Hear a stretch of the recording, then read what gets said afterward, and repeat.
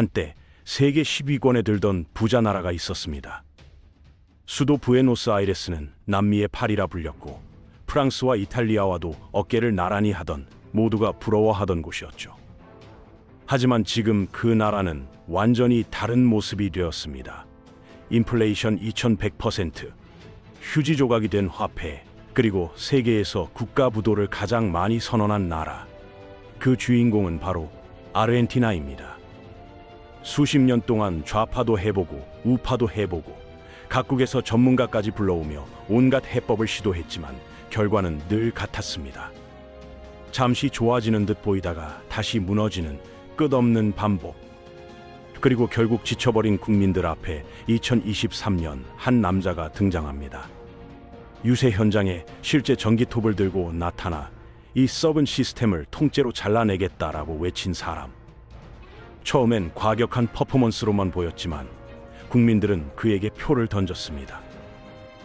도대체 왜 이런 극단적인 선택까지 가능했을까요? 사실 이유는 단순합니다. 아르헨티나는 단순한 경제 문제가 아니라 한번 빠지면 좀처럼 빠져나올 수 없는 구조적 덫에 걸려 있었기 때문입니다. 지금부터 아르헨티나가 어떤 덫에 빠졌고 왜 이 나라가 반복적으로 무너질 수밖에 없는지 그 근본적인 이야기를 시작해 보겠습니다.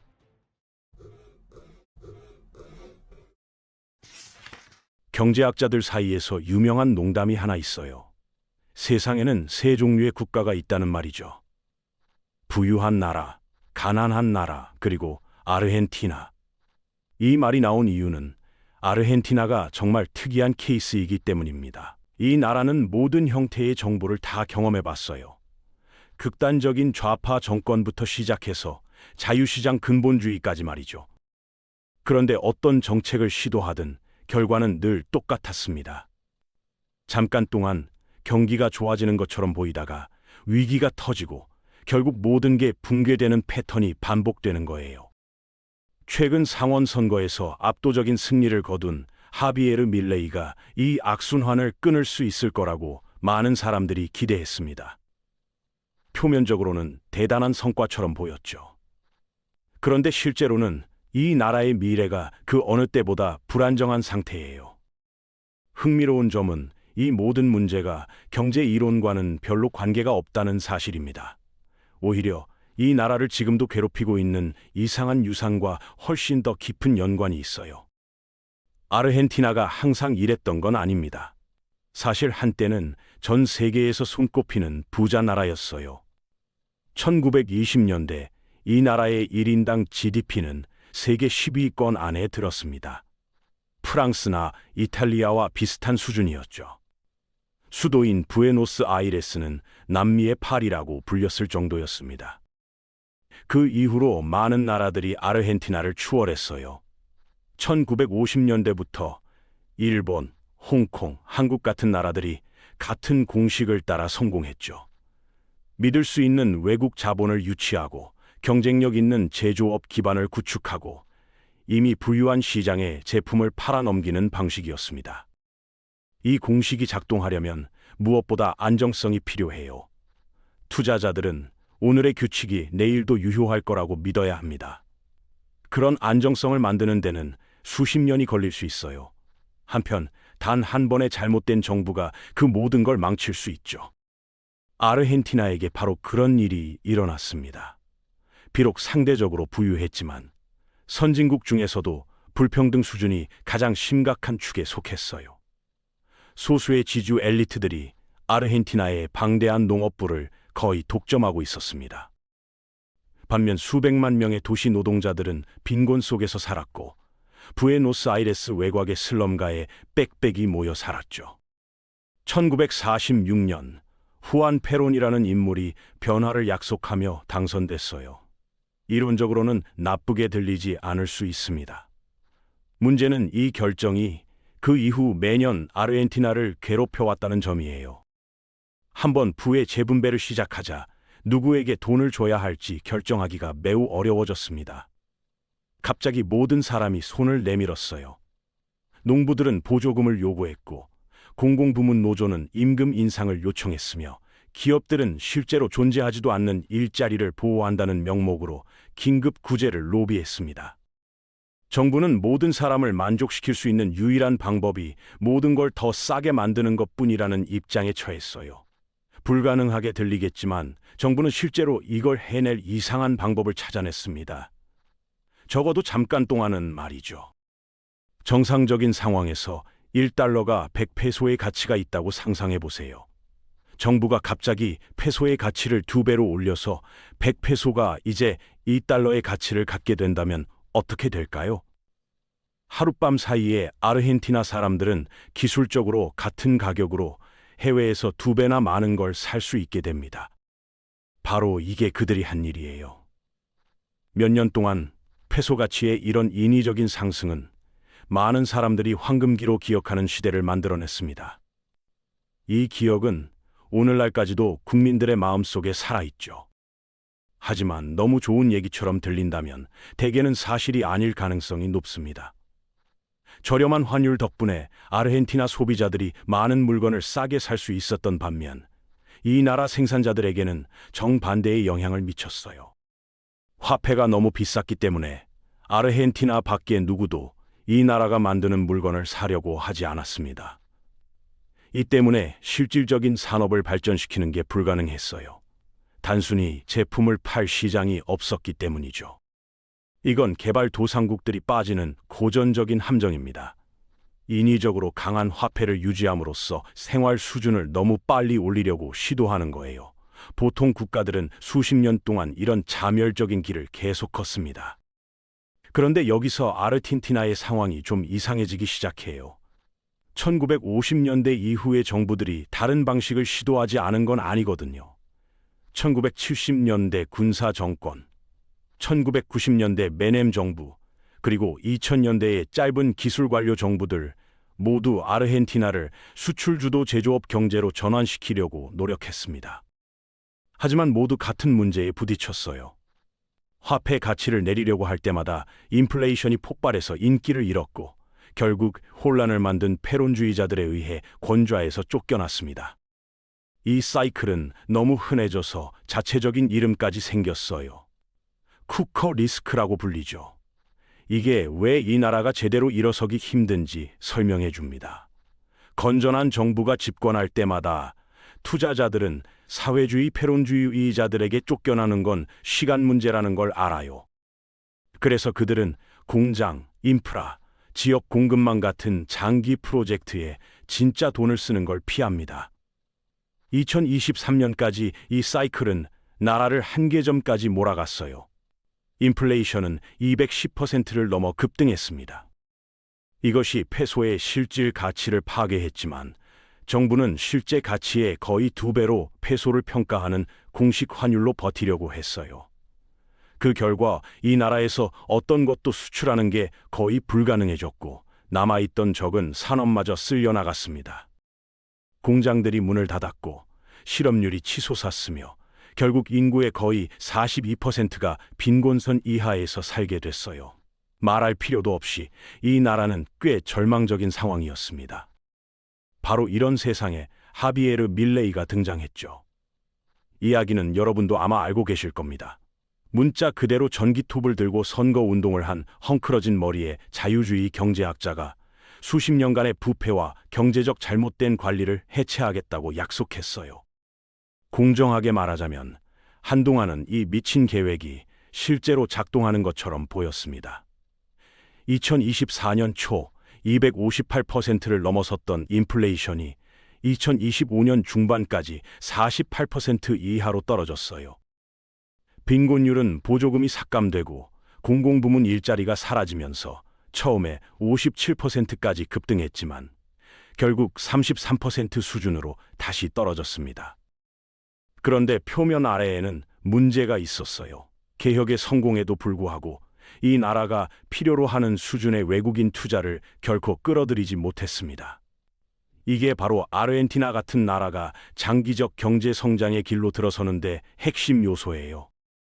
외국인 투자 없이는 지속적인 성장을 만드는 공장, 인프라, 수출 산업을 건설하는 게 불가능하니까요. 밀레이의 개혁 이후 외국인 투자는 실제로 72억 달러에서 9천만 달 이하로 떨어졌습니다. 이유는 사실 꽤 간단해요. 급진적인 자유시장 플랫폼에도 불구하고 밀레이는 환율을 완전히 자유 변동시키지 않기로 선택했습니다. 대부분의 부유한 국가들이 환율을 관리하는 방식이 바로 이건데 말이죠. 대신 그는 점진적 평가 절하를 선택했어요. 매달 고정적으로 2%씩 화폐 가치를 줄이는 방식이었습니다. 이는 투자자들에게 모든 개혁과 자유시장에 대한 수사에도 불구하고 아르헨티나가 여전히 사업하기 비싼 곳이라는 걸 의미했어요. 투자자들에게 공장, 토지, 자산은 페소가 실제 가치를 반영했을 때보다 거의 52% 더 비쌌습니다. 그리고 공식 환율이 떨어지고 있었기 때문에 그냥 기다렸다가 나중에 더 싸게 사는 게 훨씬 더 합리적이었죠. 고정 환율을 유지하는 게 그렇게 해로웠다면 왜 그는 말했던 대로 그냥 변동시키지 않았을까요? 문제는 페소가 갑자기 하룻밤 사이에 진짜 시장 가치를 찾도록 허용됐다면 다른 나라에서 물건을 수입하는 게 훨씬 더 비싸졌을 테니 인플레이션이 급등했을 거라는 점이에요. 그의 전체 플랫폼이 인플레이션을 줄이는 것에 관한 것이었기 때문에 이것은 그가 권력에 머물 가능성을 죽였을 겁니다. 물론 그가 머물 거라는 확신이 없다면 투자자들은 어차피 몇 년 안에 패론주의자들로 교체될까봐 이 나라에 투자하지 않기로 선택할 수 있어요. 이것은 거의 불가능한 도전을 제기합니다. 페소를 너무 빨리 변동시키면 또 다른 인플레이션 나선형을 일으켜 인기를 죽일 위험이 있지만 너무 천천히 움직이면 끌어들이려는 바로 그 투자자들을 쫓아내게 되죠. 이 역학이 아무리 불가능해 보여도 그가 해낼 것처럼 보이는 순간이 있었어요. 2025년 4월 몇 달 동안 천천히 공식 환율을 평가 절하한 후 페소는 마침내 변동이 허용됐습니다. 비록 어느 정도 안정성을 제공하기 위해 두 개의 통제된 밴드 내에서였지만요. 이 시점에서 정부가 해야 할 일은 인플레이션을 안정적으로 유지하고 개혁을 고수하고 결정적으로 인기를 죽일 주요 정치 스캔들을 일으키지 않는 것뿐이었어요. 그걸 해낸다면 외국인 투자가 마침내 이 나라로 쏟아져 들어와 번영의 길로 확고히 올려놓을 겁니다. 하지만 모두가 예상한 고통스럽게 나쁜 각본처럼 바로 그때 일이 잘못되기 시작했어요. 페소가 변동된 지 불과 몇 주 후 유출된 문서들이 밀레이 행정부 내 여러 고위 관료들이 수익성 좋은 국가 계약의 대가로 민간 기업들로부터 거액의 돈을 받았다고 주장되는 사실을 드러냈습니다. 이 스캔들은 현지 언론에 의해 재빨리 가스게이트로 명명됐고 몇 주 동안 헤드라인을 장악했어요. 부패를 분쇄하겠다고 선거운동을 한 정부에게 이것은 엄청난 배신이었습니다. 하룻밤 사이에 지지가 무너졌고 처음으로 페론 스타일의 사회주의 정부가 다시 권력을 잡을 진짜 위험이 있는 것처럼 보였어요. 투자자들은 그런 일이 일어나면 돈을 빼앗길 거라는 걸 알았기 때문에 돈을 빼기 시작했습니다. 페소의 가치는 빠르게 다시 무너지기 시작했고 불과 몇 달 만에 27%나 떨어졌어요. 출혈을 막으려고 정부는 다소 아이러니하게도 시장에 심하게 개입하게 됐고 통화를 떠받치기 위해 외환 보유고를 태웠습니다. 밀레이 자신은 심지어 미국 재무부와 IMF로부터 긴급 신용 한도를 협상하기 위해 워싱턴으로 날아갔어요. 중앙은행 폐지를 주장하며 선거운동을 했던 자칭 아나코 자본주의자가 이제 글로벌 대출 기관들에게 그것을 구해달라고 요청하고 있었습니다. 공정하게 말하자면 그는 420억 달러의 안정화 패키지를 확보하는 데 성공했어요. 문제는 이 모든 게 실제로 도움이 되고 있는지 확실하지 않다는 점입니다. 다음 대통령 선거가 2027년 말까지는 없지만 그 전에 지지를 제대로 회복하는 것은 엄청난 정치적 도전이에요. 하지만 불가능하다는 뜻은 아닙니다. 지난번에도 그가 이길 거라고 아무도 예상하지 못했으니까요. 밀레이는 첫 선거운동을 몇 가지 미친 스턴트로 구축했어요. 전기톱을 들고 전국을 순회하고 TV에서 경력 정치인들에게 소리를 지르고 문자 그대로 중앙은행을 폭파하겠다고 약속했죠. 그가 그 에너지를 실질적인 진정과 결합한다면 마이너스 부패를 단속하고 인플레이션을 낮게 유지하고 경제를 성장시킨다면 마이너스 여전히 상황을 반전시킬 수 있어요. 좋은 소식은 이것이 이미 일어나고 있을지도 모른다는 초기 신호들이 있다는 점입니다. 작년 10월 중간선거는 중요한 시험으로 여겨졌어요. 집권 1년 차에 대한 일종의 국민투표였죠. 실패했다면 많은 투자자들이 이미 두려워했던 것, 즉 그의 개혁 프로그램이 시작도 하기 전에 정치적으로 운명이 정해졌다는 걸 확인시켜줬을 겁니다. 선거로 들어가면서 대부분의 전문가들은 그가 완전히 패배할 거라고 예상했어요. 하지만 정반대가 일어났습니다. 그의 당은 실제로 약 38%의 득표율을 얻었고 상원과 하원 모두에서 작은 과반수를 확보하기에 충분했어요. 이것의 영향은 즉각적이었습니다. 뉴스가 나오자마자 시장은 22% 이상 뛰었어요. 투자자들이 사회주의 승리를 얼마나 두려워했는지 보여주는 거죠. 그 이후로 투자자들은 천천히 돈을 빼는 걸 멈췄고 마침내 통화가 안정되도록 허용했습니다. 이 모든 게 분명히 그에게 절실히 필요한 부양책을 주었지만 진실은 그가 여전히 나라를 고치기 위해 갈 길이 멉니다. 2027년 선거에 대한 여론조사는 여전히 그를 사회주의 대안과 팽팽하게 보여주고 있어요.